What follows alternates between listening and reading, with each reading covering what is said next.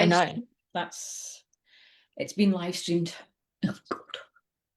Why do we do this to ourselves? This is not getting any easier. I thought, well, when we get used to this, it's gonna be okay. No, it's getting worse. We're gonna bounce on and be like, yay, good morning, everyone. How are you? No, they know us, it's fine. And the good thing is that now all they want to see is Alan anyway, so that's fine. Alan, come here. How are you, Fiona? I'm good, thank good. You. How are you? Still not sleeping, but that probably doesn't make any difference to those listening because they will not notice that I'm more unhinged than normal. Just a word of warning for any of Julia's mentees today. She'll be less tolerant than normal, which is not very tolerant. already going already set the bar low. Yes, yes. And that's what I said to Jane yesterday, because Jane visited Digital Lab yesterday, and she loved it. And I'm sure you know exactly what I'm talking about. She said she never realized, or rather, she knew there was a lot of work going into creating the products, but they were amazing, and they took her to all the stages of production. So she's super excited. She also got a selfie in the framing space, which I don't have, so I'm a little jealous about that. But while I retrieve the dog, I have questions today that I thought about, so we're not winging it. Well, for a change. You're not, I might be. Just as a wee aside to try and distract you for the questions, which are horrible for 9:30 on a Wednesday morning, Julia. And as always, I've already run out of coffee. Sorry, I interrupted you. Just if you are using a professional lab, it doesn't matter which one, it's worth asking if you can go and have a tour around. Most of them do it.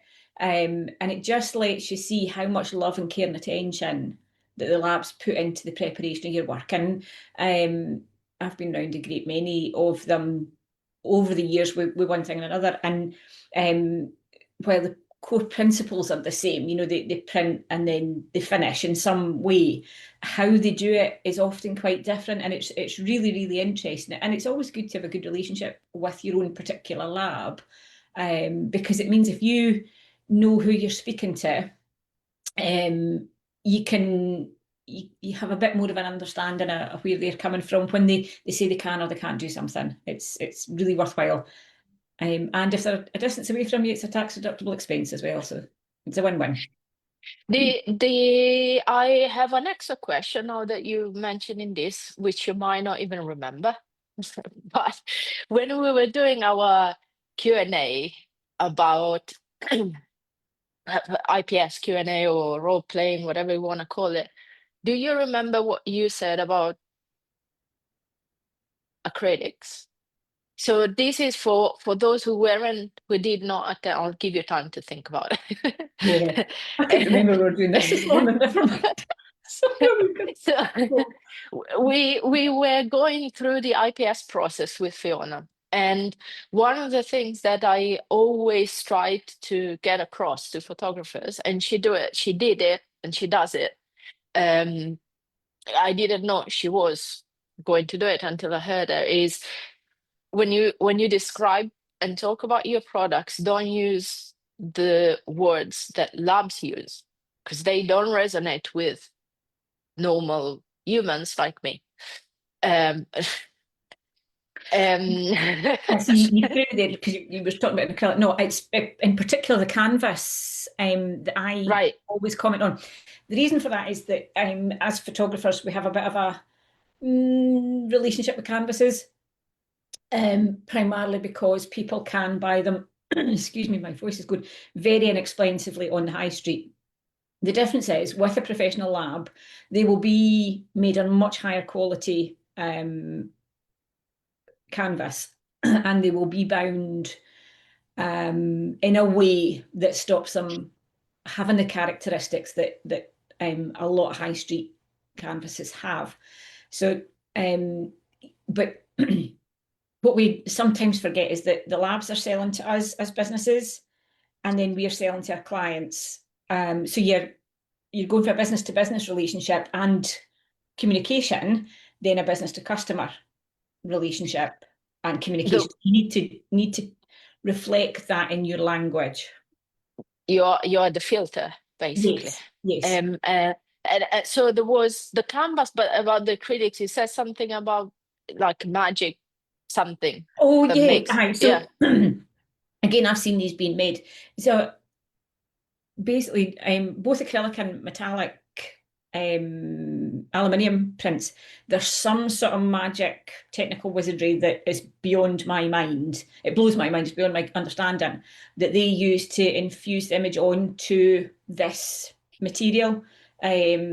So yeah, my brain's not working out. I'm not in the flow of how I would speak. But yeah, I say I take it off the wall and I actually let them see it so they can touch it. Because otherwise they don't get the full effect of it. So the particular aluminium and acrylic, they're so thin, they're so fine. That's good to let clients see that up close. If you've got a massive one on the wall, take them over to it, but let them see it and talk about the magic and the wizardry. And obviously it's physics and chemistry and all that jazz, but I just make things pretty, as I always say. there's a few people today following, which is great. Morning, everybody. Jane and Jenny, Maddie. Maddie, if you can, put in the comment. I had somebody asking yesterday about your pre-session questionnaire. I don't know if you want to type tips. They wanted to know what you're asking, including products, but colors and so on. Fiona, now the serious or more serious questions, which I'm reading because I have already forgotten what I was thinking half an hour ago. Yes, this is interesting. What if you were to now touch wood here, or would I have to wake up with no bookings and you were to start from scratch? What would you do? The candid answer, that's probably run away. No. The next flippant answer is everything, which isn't necessarily helpful to folk listening, but it would literally do anything and everything I could. When I think back to when I started, I put leaflets out. So, here and now, I would have leaflets printed. I would put them through the doors of housing estates that were kind of my target demographics of first and foremost, I wouldn't restrict what I was shooting. I would shoot as much as I possibly could till I found my feet again. Gone is the time for being niche and being targeted. At the end of the day, a portrait's a portrait's a portrait. It doesn't matter whether it's a wedding day portrait and they're in fancy clothes, or if it's a newborn portrait where baby's naked and tiny. The principles for those are all the same, but that wasn't the question. So, I would put leaflets around doors. I would contact school, parent councils, PTA committees, offer them vouchers. And free sessions would be my foundation. Because now you're getting us in trouble already. Come on. I know, but I was trying to think how I could do it without free sessions, but it just becomes really complicated.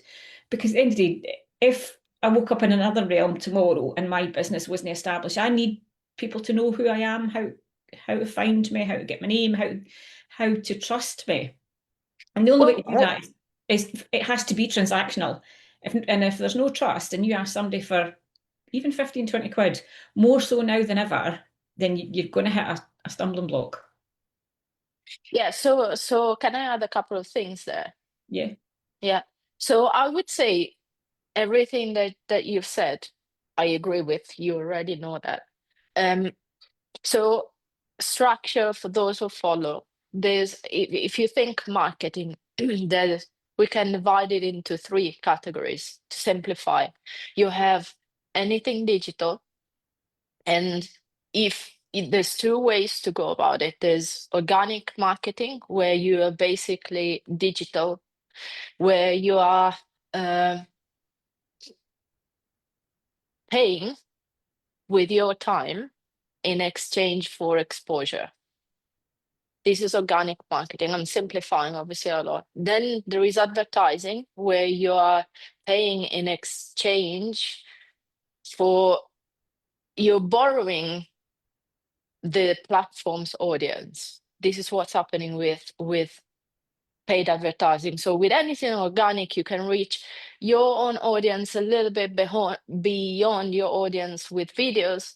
But realistically speaking, if you're starting out, you have a very, very limited audience. So with paid advertising, you pay Facebook, you pay Instagram, and you're like, this is my ad, show it to your audience that you have built, so I can shortcut the time that it's going to be required to achieve what I need.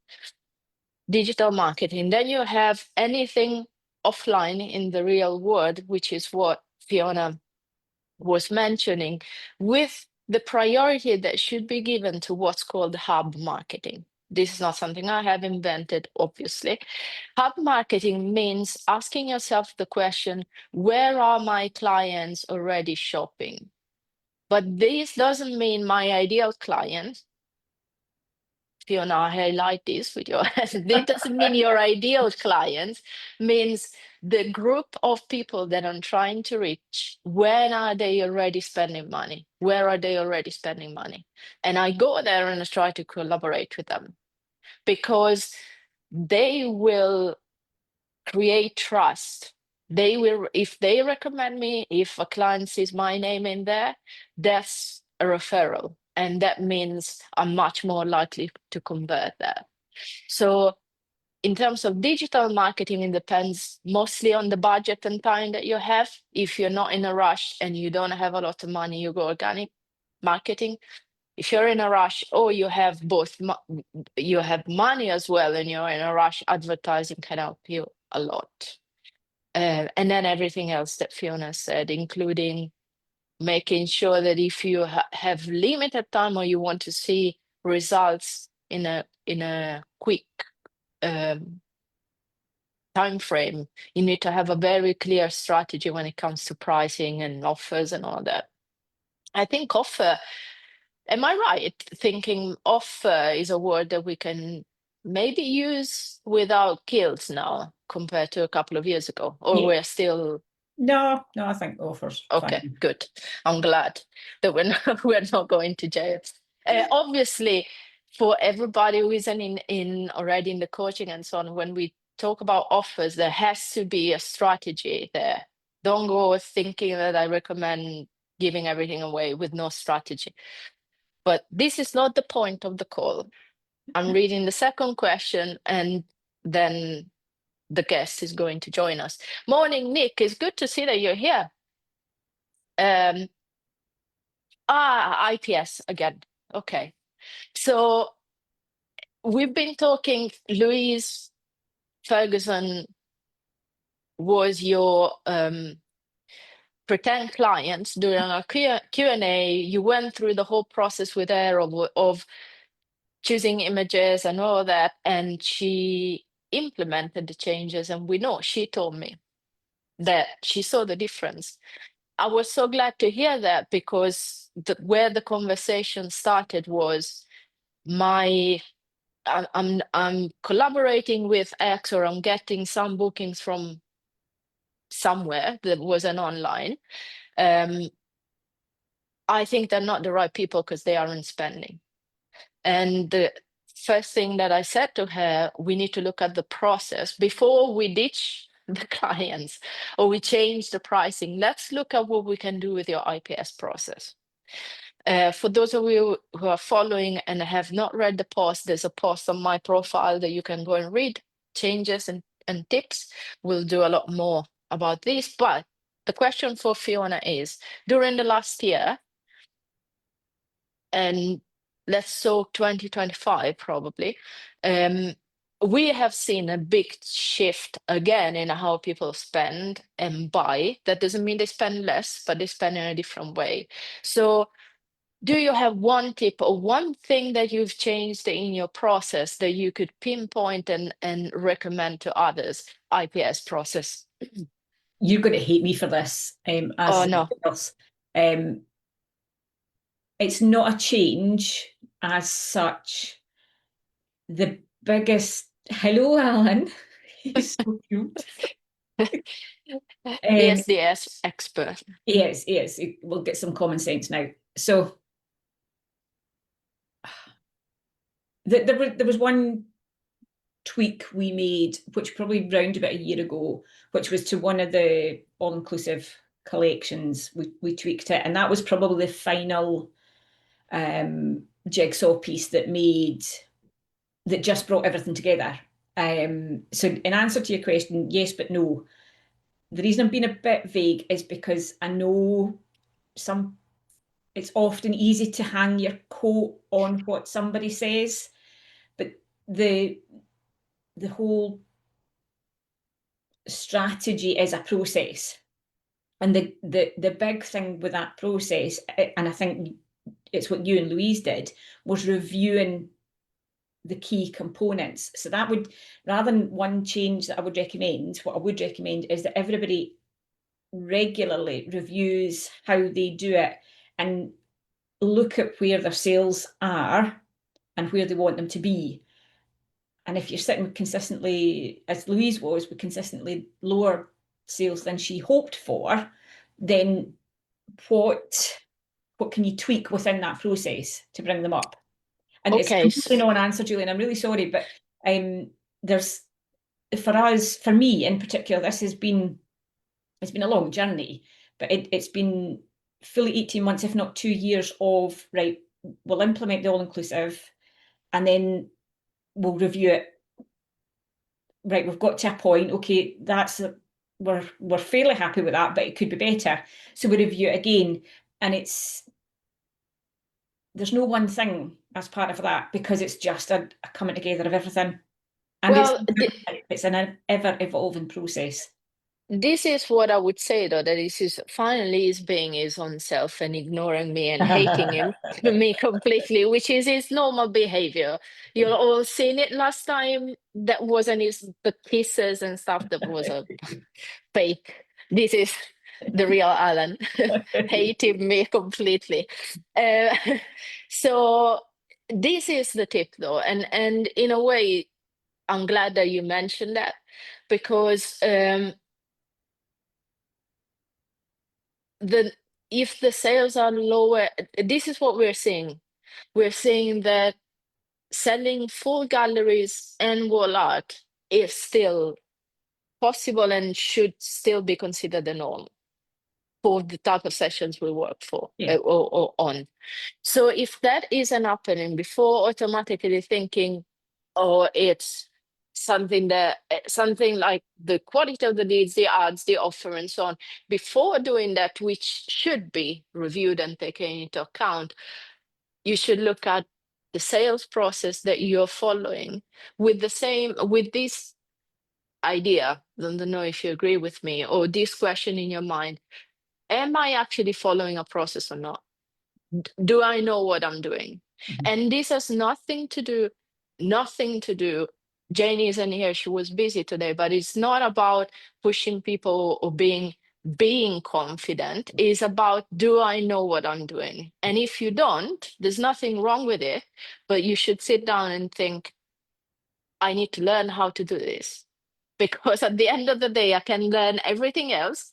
But if I don't know how to do IPS in a way that feels comfortable to me, but also allows me to sell, nothing else matters, because that's where I make money.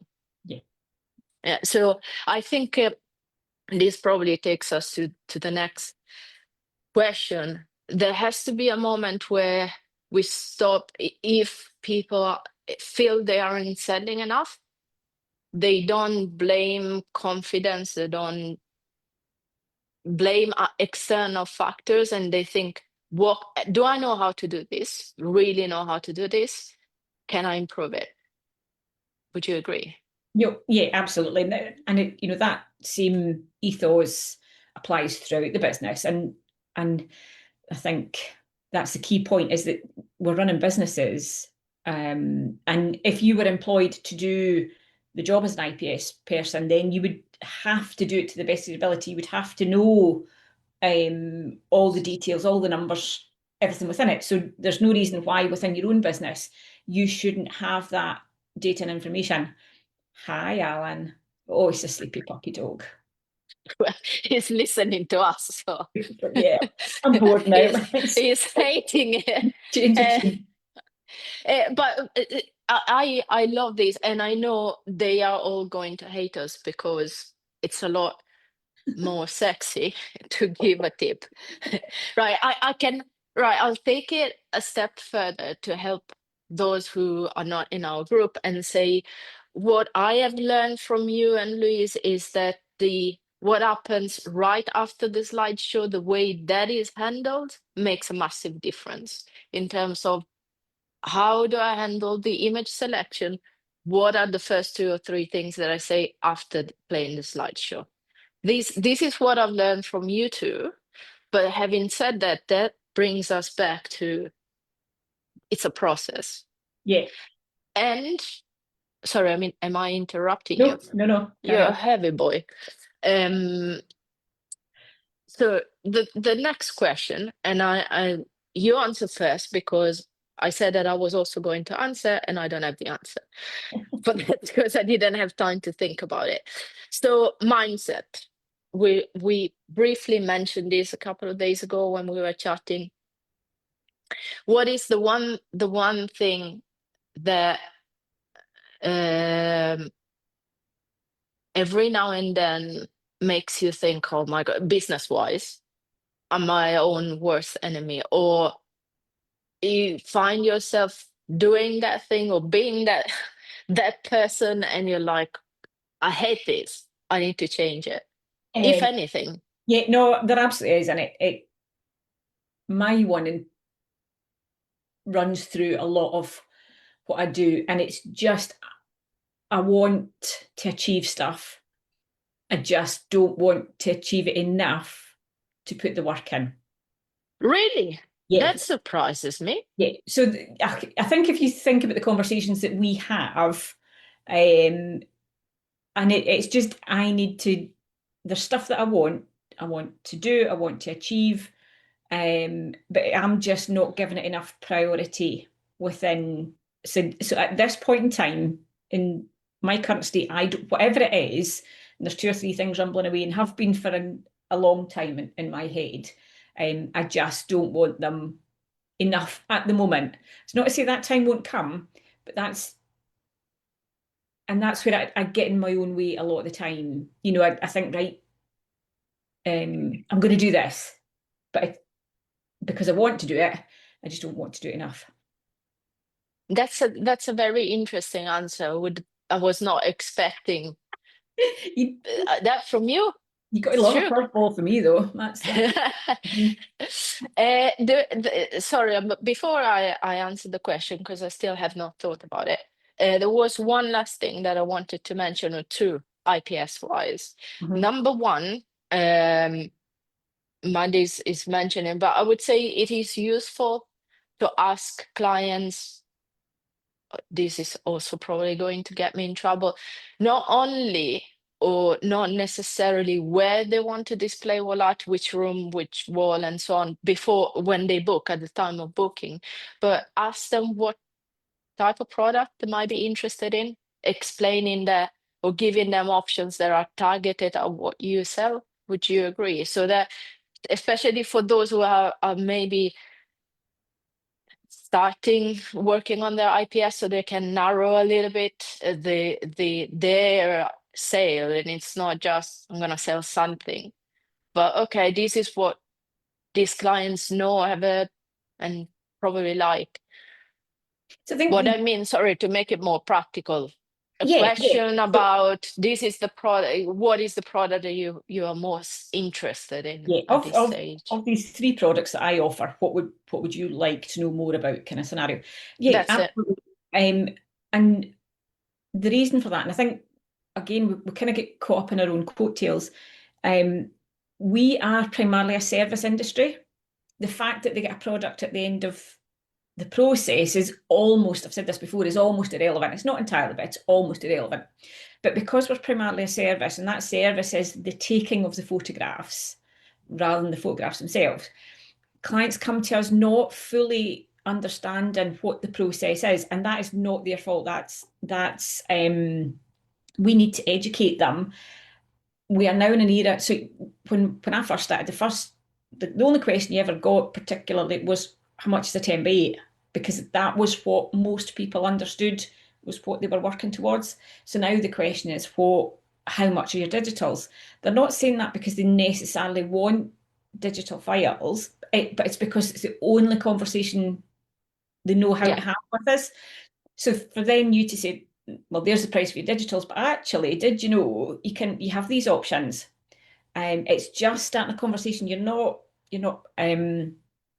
saying they have to go down that line. You're not saying that you're going to throw that at them, but it's just starting a conversation with them about, and it's asking them to think a little bit more about their home, about what they want to do. Because at the end of the day, even if somebody's coming in just for digitals, it's a big investment that we're asking people to make. So they need to have the confidence that they're walking away with what's absolutely right for them. And that might be the smallest digital package you offer, but equally so, it doesn't have to be. And it's allowing our clients to make their decision that's right for them in the full knowledge of what's available. That is also why if you're rebuilding your IPS or building it, having too many products is not necessarily an advantage, because from a client's point of view, it would be like when I use my mom always as an example. If she goes to buy a computer and the person trying to sell a computer to her shows her 35 options, she will get overwhelmed, and likely she's going to feel like she needs to ask me before buying. But if there's 3 and they explain the options to her in terms of this is what this does, she might go ahead and buy it. It's the same for every industry. It's got nothing to do with wall art at the end of the day, I think. I'm sure we've all been into a restaurant where we've been handed a menu and there's 17 pages of 17 sheets of A4 paper, double-sided, and you're looking through and you're like, don't want that, don't want that, don't want that. You walk into a restaurant, it's a single sheet of A4 paper and you've got 3 or 4 choices and you're like, oh my God, that sounds delicious. So too much choice can be overwhelming. And again, that's where our knowledge and experience comes in, that there will be, my images will suit a classic frame more than an aluminium.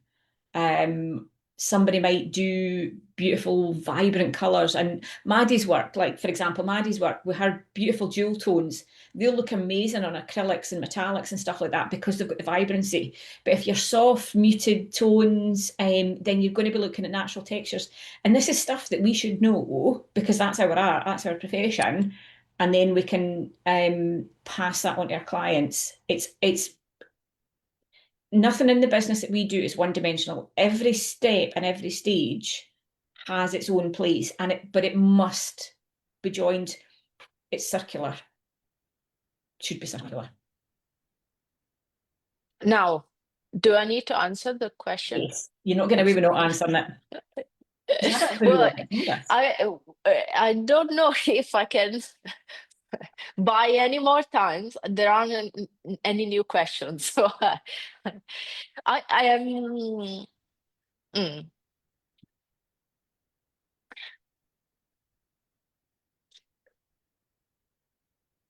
I don't recognize myself in what you described, because I'm normally the opposite. I'm lucky in that sense. It's not that I'm better. It's just normally I'm a bit reckless in the sense that the moment that this is how I measure whether or not something is worth doing. If it stays in my mind for longer than a week and it keeps coming up as this is a good idea, I'll do it. And sometimes I have ideas and after 2 or 3 days they're gone, and then I know they're not worth doing. So Maddie said she recognizes herself, or she can relate to what you said. For me, I think the biggest thing, and it's totally a mindset issue that gets in my way, is thinking and approaching conversations with other people who are not part of my business, thinking or assuming that they know that I care about something, that I care about what I do the way I do. And that sometimes comes and that sometimes causes misunderstanding, or I'm sure it causes me to come across the wrong way, or for them to perceive me the wrong way. I had an example. It's happened actually a few times over the years where I said no to somebody uh, joining the coaching, and they were struggling, and I couldn't help them understand, or I thought it was clear that I was saying no because I was gonna get paid anyway to do my job, but I didn't think I was the right person to help them, or they were in the right space or position. And although I keep saying that, I don't explain it properly maybe at times. So I think that, and again, that sometimes causes conflict because I'm not explaining it the right way, and then I regret that. Probably doesn't make any sense, and nobody can relate to this. But knowing you and knowing what you're trying to say, I think you don't sell your virtues enough. You know, any of us that have worked with you for any length of time know that you care incredibly deeply about all of us. And I know full well if I came to you having petrol bombed my business and said, Julia, we need to start fresh tomorrow, you would work oh, night and 100%. day to, you know, and yeah, so you're, I don't know if it's Italian in you, but you're very, this is coming from a Scottish person, this is ridiculous. You're very matter of fact, you're very direct. And you, because of that, and that's probably why we work so well together, because we kind of tend to be the same. But because of that, folk don't see the warm, fluffy Julia that is there and that works tirelessly behind the scenes. And I think, you know, folks on Facebook, you can agree with me. Tell her to be more aware of our virtues and more better at telling us about them, because they're there. You just got to scratch above and below the surface to find them. I She's going to go nuts at me now because she's like, I don't like this. No. I think you're right, but it's really a limit, in the sense that Louis is probably the first to say this all the time, and she's like, people don't understand that this, midnight I'll be texting her to be like, oh, you know what I think we should do, because they're struggling with XYZ, this is what we should be doing. But because I don't probably get that across enough, and the person on the other side sometimes doesn't realize that this is what's happening behind the scenes, then they say the one thing or they do the one thing, and I'm like, why do you not understand that that I care so much? And the thing is, I'm going to give you a bit of a hard time now. You can't blame your clients for not knowing. No. Because at the end of the day, you don't know what you don't know, and it's absolutely fine to not know what you don't know. No, it's this is why it's mine. I'm saying we're talking about what is that gets in my way, and that's totally me. Assuming that just because I know that I care so much, and the choices I make are made because I care so much, then it's clear for everybody else. Anyway, I don't want to bore other people. Thank you, Nick. I don't know, you agreed with something that was said about me, so I will ask questions. There's something that you, Fiona, know, but only in part, that we're organizing with Nick, that I don't think this is probably the first time that's been done. So I'm excited about this, and we will be sharing more this week.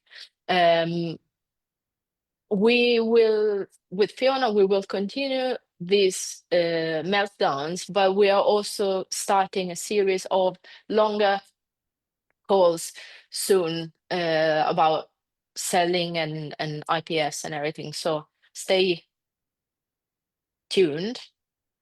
Alan is, I wish you could see his ears because the level of hate is through the roof. Now he's not going to talk to me for a couple of weeks. Next week, the live will be from Mont Blanc, and I can't wait to be there again. Thank you, Fiona. Thank you, Nick. And thank you, Maddie, for explaining, and everybody else who joined us. Have a wonderful day. Bye. Bye. Bye.